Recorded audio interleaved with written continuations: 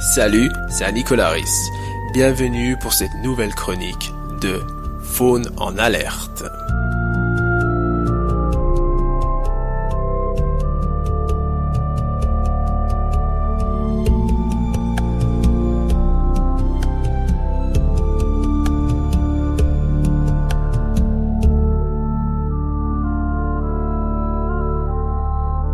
La main du trafic, quand le paradis devient piège.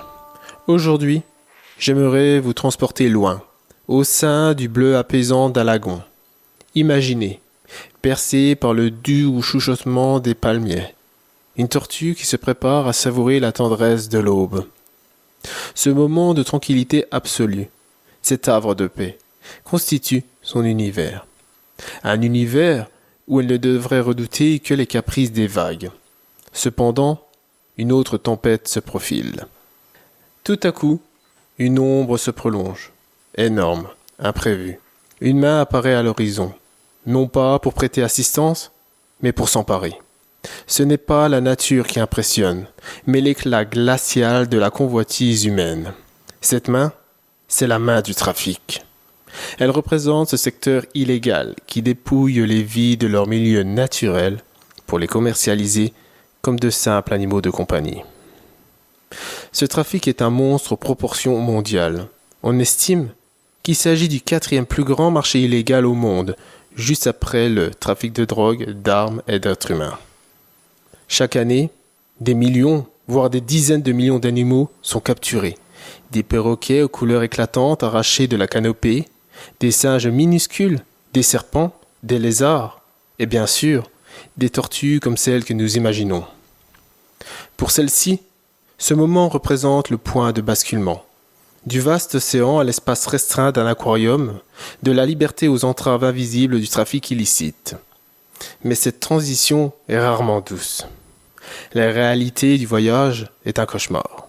Les animaux sont souvent drogués, entassés dans des bouteilles en plastique, des valises à double fond, des chaussettes, des conditions si brutales que l'on estime que pour chaque animal qui arrive vivant à destination, jusqu'à 9 autres sont morts pendant la capture ou le transport. C'est le récit de millions d'êtres vivants dépossédés de leur habitat, généralement destinés à une vie de souffrance, voire à la mort. Tout cela pour répondre à une demande inconsidérée. Une requête alimentée par l'attrait de l'exotisme, par des photos sur les réseaux sociaux ou simplement par l'ignorance. Le paradis se transforme en prison et la nature sauvage en produit commercialisable. Face à cette réalité, on peut s'en sentir impuissant. C'est là que mon travail prend son sens. Chez Nicolaris, j'exploite l'art de l'IA pour mettre en lumière ces zones d'ombre cachées, pour mettre en évidence l'horreur souterraine du commerce illégal d'animaux sauvages, une calamité qui ravage la biodiversité et appauvrit nos écosystèmes. Cette image de la main s'abattant sur la tortue va au-delà d'une simple représentation. Elle est un cri de détresse, une alerte. Car cette chaîne de souffrance ne tient que par un fil, notre participation, qu'elle soit active ou passive. Chaque acquisition inconsciente contribue à nourrir cette force. Chaque silence approuve cette destruction. Alors, que faire ? La réponse n'est pas de baisser les bras, mais de devenir des consommateurs et des citoyens éclairés. Premièrement, ne jamais acheter un animal exotique sans connaître sa provenance. Exiger des certificats comme la CITES, CITES, la Convention sur le commerce international des espèces menacées, qui prouve que l'animal est né en captivité et non arraché à la nature. Si un vendeur est vague, si le prix semble trop beau pour être vrai, c'est un signal d'alarme. Deuxièmement, refusez de participer à l'exploitation touristique. Ne payez jamais pour une photo avec un singe enchaîné ou un serpent. Ces animaux sont très souvent issus du trafic et vivent dans des conditions misérables. Enfin, signalez. Si vous tombez sur des annonces suspectes en ligne ou des animaleries, n'hésitez pas à l'indiquer aux autorités compétentes comme l'Office français de la biodiversité. Décidons de rompre cette chaîne. Informons-nous, prenons des mesures et préservons ces vies afin qu'elles puissent continuer à vivre en liberté dans leur véritable paradis. Il nous incombe de décider du sort de ces espèces, non pas pour les confiner dans nos salons, mais pour leur rendre la liberté que nous leur avons volée.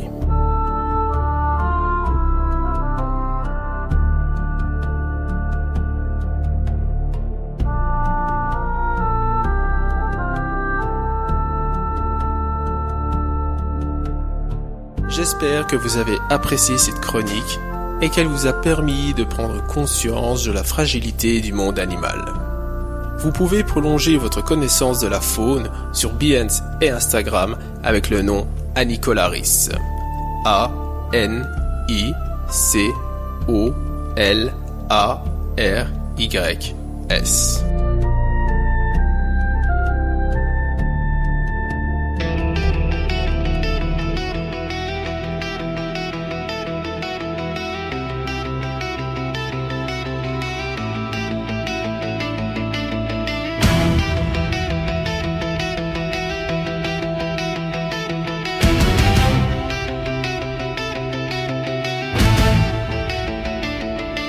Un lagon de nacre, une aube de satin, le chuchotis des palmes. Sur mon chemin, mon royaume est de sel, de corail et de vent. Un paradis fragile, hors du temps. Je ne crains que la vague, l'humeur de l'océan. Je suis la gardienne d'un monde bienveillant. La caresse de l'aube sur ma carapace dure. Je ne savais pas encore le nom de ma blessure. Puis une ombre immense qui déchire le ciel. Un silence de mort, un frisson artificiel.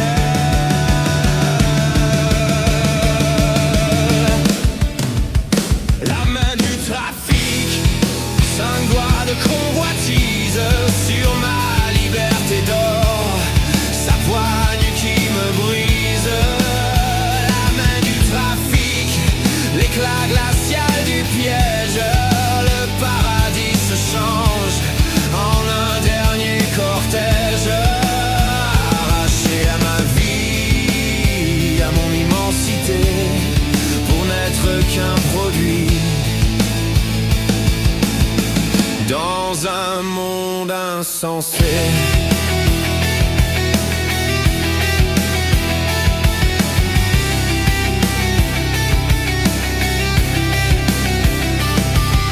La prison de plastique, l'air devient un poison. Pour un qui survit, 9 autres sans horizon. Leurs échos me poursuivent dans ce voyage en enfer. Juste une prise accessoire que l'on jette à la mer. Mon océan si vaste, dans un cube de verre. La souffrance d'un monde, dans vos prières. Mon soleil s'est changé en une lampe blafarde. Et c'est votre ignorance que mon œil regarde. La main du trafic, 5 doigts de convoitise sur ma liberté d'or. Sa poigne qui me brise. La main du trafic, l'éclat glacial du piège. Le paradis se change en un dernier cortège. Arraché à ma vie, à mon immensité, pour n'être qu'un produit dans un monde insensé.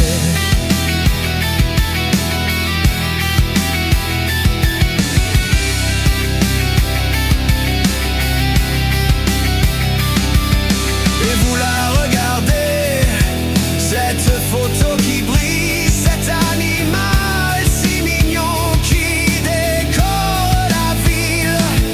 Chaque like est un clou, chaque achat une grille. Chaque partage inconscient fait tourner la manie. Votre silence est complice, il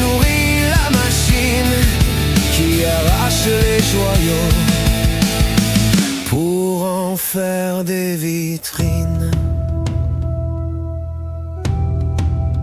La main du trafic, 5 doigts de convoitise sur ma liberté d'or, sa poigne qui me brise. La main du trafic.